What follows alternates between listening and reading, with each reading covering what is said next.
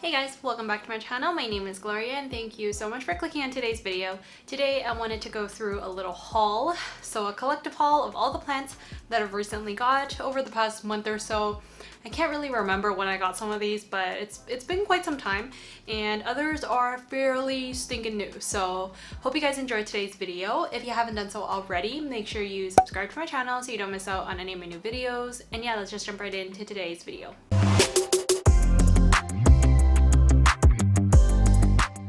First off, I'll go through my HOYAs and then I'll kind of move onwards. So this one is probably my most exciting one that I got, and it is my HOYA HOUSCHKELIANA variegata. So quite the mouthful to say, and yeah, it's just a variegated version of the regular HOUSCHKELIANA. It has really tiny leaves, but pretty much majority of the leaf is like a creamish white color, which is so insane, and I'm just amazed by this plant because it's so amazing. I'm currently rooting it in some leca right now, so hopefully it roots well for me. It's a pretty bushy looking plant because I've cut it up to a couple pieces, and yeah, now it's looking really nice, and I can't believe I have this plant. I've honestly been looking for it for so long, and the price for this plant honestly is just way too high that I couldn't really justify it, and it's a little hard to root. But you know, the opportunity came up with my friend who was just selling some of her plant that she got, and yeah, now I have it in my collection, so thank you so much. Most of these plants are from her actually. You know who you are, so I'm really excited, and I'm so forever grateful for all these beautiful plants that I got. So moving on to plant number 2, I will be talking about my HOYA LATIFOLIA. So this one is essentially a really big leaf HOYA. So I think it's called the dinner plate HOYA, if I'm not mistaken. I can't remember if that's the correct common name, but it is a really big HOYA. If you want to do a head test, it's like the size of my cheek. So kind of bigger than my palm, and it's just really nice and big. It's veiny, it's like a succulent leaf, so all the things that I really like in a HOYA. And in the meantime, I think this really kind of hits the spot until I find the HOYA Sarawak, because that one I've been looking for a really long time, and that one sun stresses really well, versus this one is kind of more like a darker color. Like, look at this. This is one of the new leaves. It's a little bit curly, but still really beautiful. It's so amazing.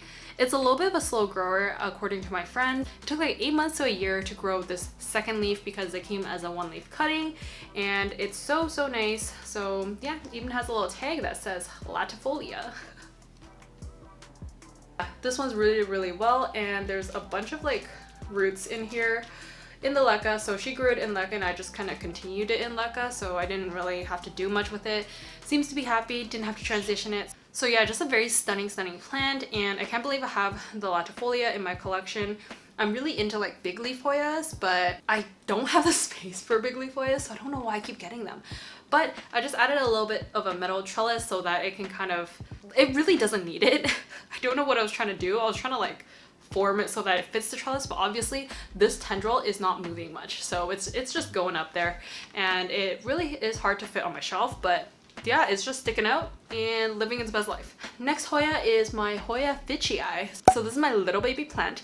It is so tiny. It's a 2-leaf cutting that I got from someone off social media, so I bought it from her, and it's growing 2 new leaves right now. So it's gonna be a 4-leaf plant really soon. So there's 2 separate growth points. So there's one up here where my finger is, and then one down here with this little baby leaf, if you can kind of see.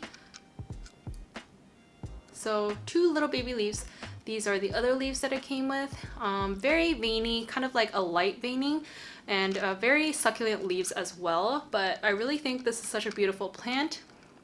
I've been looking for a FITCHII for so long, and honestly mine is really tiny, but it still gives me so much joy, and I can't believe I have the FITCHII 2 now. So now the only HOYA I'm really looking for is the Sarawak. Even though it looks really similar to a Latifolia, I still want the Sarawak, and that's probably the last HOYA I really want in my collection, and I'm kind of more actively looking for it, as opposed to, you know, if I come across like a different HOYA and it catches my eye, I'll like get it. But this one, I'm on a hunt for a Sarawak. But FITCHII, really good HOYA. I think it grows quite quickly because in the time that I've had it, it's like growing quite a few new leaves. There's like 3 separate growth points, which I don't even know how. There's so much energy in this plant. Those are the 3 Hoyas. Moving on to non-Hoyas, I guess. So I have an orchid, and this one is a Phalaenopsis mini mark. So a very tiny little orchid, as you can see, super itty bitty. I've decided to actually root this one in leca. I mean, this one did have some roots, but they didn't look too hot, and I kind of wanted to try out semi-hydro for my orchids because all my other orchids are actually in a mixture of sphagnum moss and bark, so I just do alternating layers. But this one, I figured because it's so small, might as well try it in leca and see how it goes. I really like the flowers of the mini mark, which I'll upload a photo here.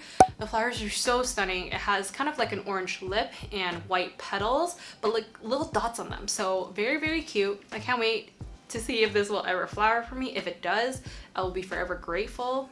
I tend to do really well with Phalaenopsis, so I really kind of gravitate towards them. I buy a lot of phals, and they're just really easy, kind of beginner-friendly orchids, and they have such a wide variety of unique flowers. Next up is my Philodendron micans, which you guys have seen a lot on my channel, but it was previously in a 4-inch pot, and now it's in a 5-inch pot, meaning I got a bunch of new cuttings that I got through trades, or I just bought them mainly through trades, honestly. And yeah, it's looking really nice and full. I really like how, you know, like messy it looks, and I can't wait for it to start trailing. A lot of the cuttings I got were in moss, so I transferred the moss into some soil, and I had to arrange it, which took a really long time because, as you can see, there's a whole bunch of cuttings in here. Like, it's really full. And yeah, I'm starting to see like a bunch of little new leaves coming out, and they're just really cute. Like, if you look over here, these leaves are really tiny, but they're just so like adorable, and they're so perfect. So I don't mind when the leaves are a little bit small, which is what's gonna happen when you have your micans trailing versus like staked up on a moss pole or on a trellis.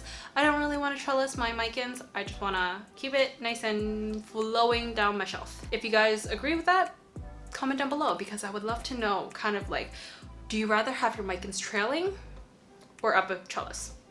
Oh, last but not least, I saved the best plant for last, and it is an Anthurium. So I can't believe I have this one in my collection. It's a little itty bitty baby. It's a seedling, and it's my queen Anthurium. So this is the Anthurium waracqueanum, aka the queen Anthurium, and as you can see, it has 3 beautiful leaves. I think, let me see, this one is the newest leaf, so it's a little bit lighter in color. It's really perfect and just long and skinny.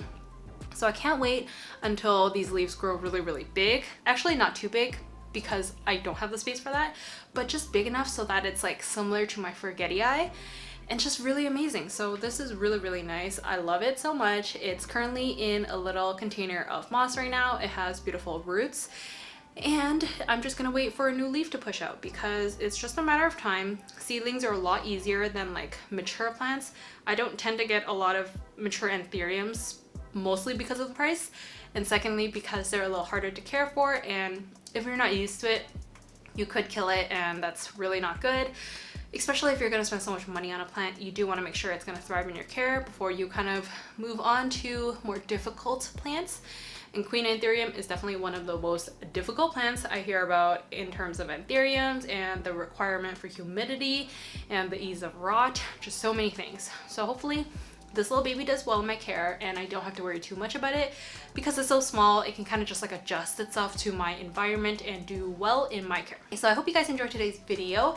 If you haven't done so already, make sure you subscribe to my channel, and don't forget to give this video a thumbs up if you enjoyed. Comment down below which new plants you guys bought recently over the past month or so. I would love to know, because these are all the plants that I got, whether they were through trades, purchases, or whatever the case may be. Actually, there's only 2 options, clearly.